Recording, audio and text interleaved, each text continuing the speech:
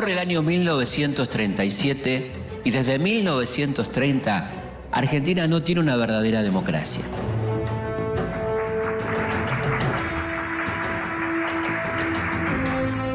El Partido Demócrata Nacional, que gobierna mediante el fraude, tiene la dura tarea de elegir su nuevo candidato a presidente.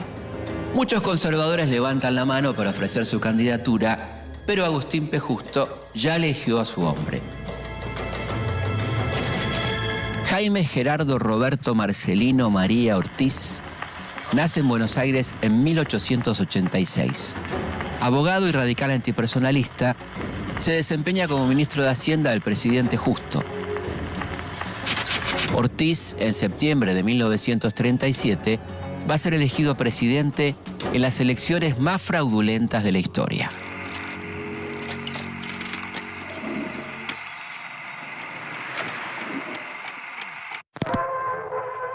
El 20 de febrero de 1938, Agustín P. Justo le entrega el poder a Ortiz. Junto a Ortiz llega su vicepresidente, el abogado catamarqueño Ramón Castillo.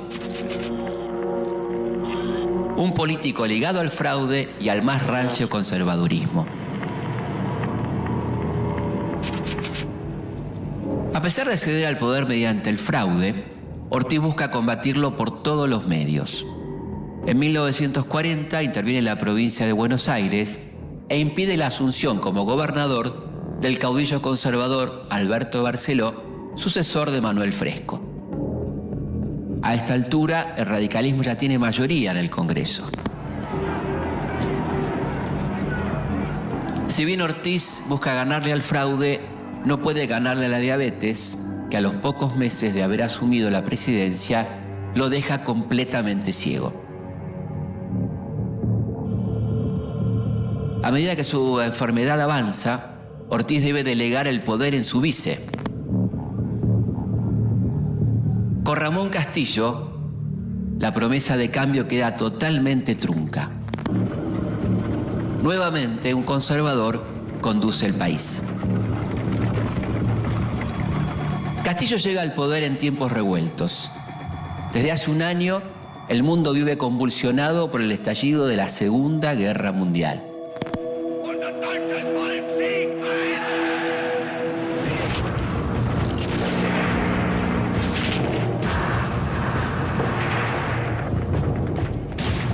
La guerra produce lo más temido por los conservadores.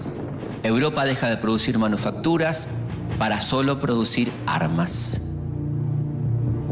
Y Argentina rápidamente se pone a producir las mercaderías que Europa demanda vorazmente. La industria se agiganta y con ella el poder de negociación de la burguesía industrial y la clase obrera. Castillo entiende que la economía está cambiando, entonces llama como ministro de Hacienda a Federico Pinedo, el hombre que ha servido a Justo en los tiempos turbulentos del Tratado Roca-Runciman. Pinedo y su equipo elaboran un plan de reactivación económica. El plan Pinedo propone generar nuevas exportaciones con países limítrofes, promueve el desarrollo de industrias nacionales, impulsa la construcción de viviendas para dar hogar a los obreros y generar empleo. Pero el manto de corrupción cae nuevamente sobre el gobierno conservador. Pinedo propone la compra de los ferrocarriles a los británicos, a quienes representa como abogado. Estas denuncias son elevadas por la oposición radical y el plan de reactivación queda trunco.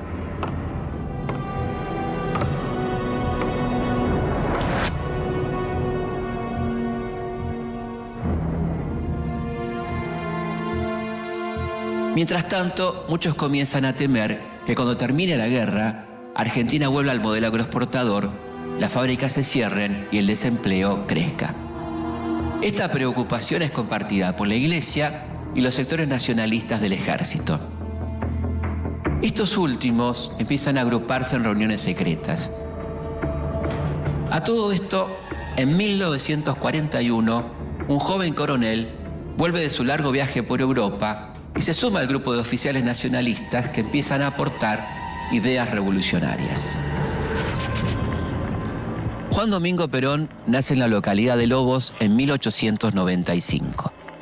En 1938 Perón pierde a su esposa, Aurelia Tizón, Potota, que muere de cáncer de útero, a los 36 años de edad. Pocos meses más tarde, es enviado como agregado militar a la Italia fascista de Mussolini, donde experimenta en carne propia la fuerza social que empiezan a tomar los trabajadores.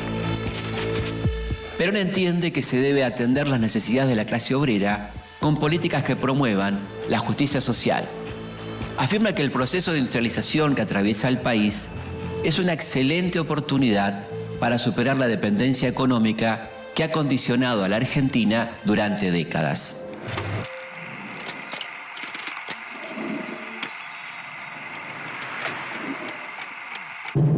Here is the motion picture record released by the United States Navy of the havoc wrought by the Japs' sneak sky and sea raid on Pearl Harbor, America's mid-Pacific naval bastion. A fines de 1941, los japoneses bombardean la base norteamericana de Pearl Harbor y Estados Unidos presiona a la Argentina para abandonar su neutralidad. La Argentina entera se hace eco de este debate. El expresidente Justo proclama que hay que declarar la guerra al eje. Se unen a su pedido los demócratas progresistas, los radicales y los comunistas. Por otro lado, otro grupo de radicales, encabezado por Amadeo Sabatini, apoya la neutralidad y propone no aceptar la presión norteamericana. Gran parte del ejército acompaña este pedido. Para mantener la neutralidad, Castillo se refugia en los sectores nacionalistas del ejército y nombra como ministro de guerra al general nacionalista Pedro Pablo Ramírez. A todo esto, en marzo de 1942, muere el líder radical Marcelo T. de Alvear. En julio, Roberto Ortiz. Agustín Justo comienza a soñar con volver a ser presidente, pero en enero de 1943, a los 66 años, muere sorpresivamente. Con Justo termina toda una generación de dirigentes. Lo único que queda por delante es una renovación total de la política. Mientras tanto, Castillo impulsa la candidatura del ultraconservador Robustiano Patrón Costas, un terrateniente y empresario tabacalero de Salta, partidario de los aliados, que maneja sus negocios como un auténtico señor feudal. Esta candidatura provoca el rechazo de los militares nacionalistas, que a esta altura se empiezan a agrupar en una logia secreta, el GOU, de la que Perón es uno de sus principales ideólogos. Los radicales también se oponen a la candidatura de Patrón Costas y la combate con una idea brillante. Ofrecen al flamante ministro de Guerra de Castillo, el general Pedro Pablo Ramírez, la candidatura a presidente. Piensan que a un militar en actividad no se le puede hacer fraude. La noticia del ofrecimiento a Ramírez toma estado público. El 3 de junio de 1943, Castillo le pide a su ministro de Guerra que renuncie. Ese mismo día, el GOU se contacta con el general Arturo Rawson. El movimiento militar para derrocar a Castillo ya está en marcha.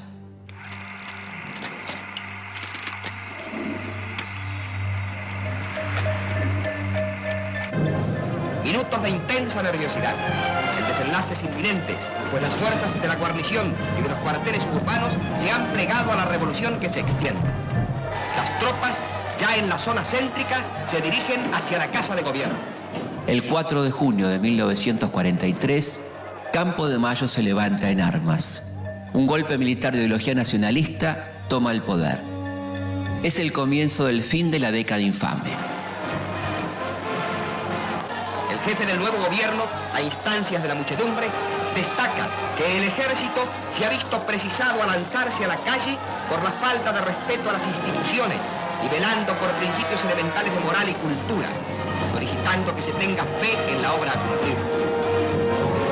El gobierno que surge del golpe se propone mantener la neutralidad ante la Segunda Guerra Mundial, reducir la influencia extranjera sobre la política y la economía nacional y resolver la cuestión social, es decir, mejorar la situación de la clase trabajadora para que ésta no pueda ser captada por el comunismo. Algunas de las ideas que fueron ensayadas por Amadeo Sabatini en Córdoba y por el bonaerense Manuel Fresco van a ser aplicadas a nivel nacional por el coronel Perón, que comienza a ascender escalones en el nuevo gobierno. Y testimonian con su presencia en el Salón Blanco de la Casa Rosada su adhesión al nuevo gobierno.